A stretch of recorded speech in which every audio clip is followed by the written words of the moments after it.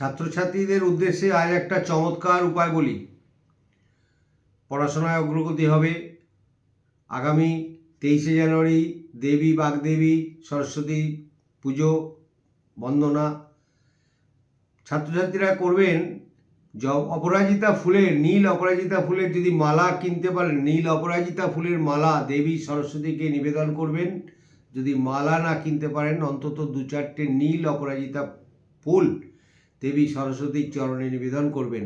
এতে কি হবে, ছাত্রছাত্রীদের উপর বেশিরভাগ রাহুর অশুভ প্রভাব লক্ষ্য করা যায়। তারা পড়ছে এক, লিখছে এক, সিলি মিস্টেক হচ্ছে। দেবী সরস্বতীকে এই নীল অপরাজিতা প্রদান করবেন, নিবেদন করবেন, সরস্বতী পুজোর দিন করবেন। দেখবেন রাহুর অশুভ প্রভাব কেটে যাবে। আর পরীক্ষা যতদিন চলবে প্রত্যেকটা দিন একটা করে নীল অপরাজিতা ফুল দেবী সরস্বতীকে নিবেদন করবেন। বাড়িতে যে সরস্বতীর ছবি বা মূর্তি আছে সেই ফুলটা পকেটে করে নিয়ে যাবেন। দেখবেন রাহুর অশুভ প্রভাব বাধা অচিরেই কেটে যাবে।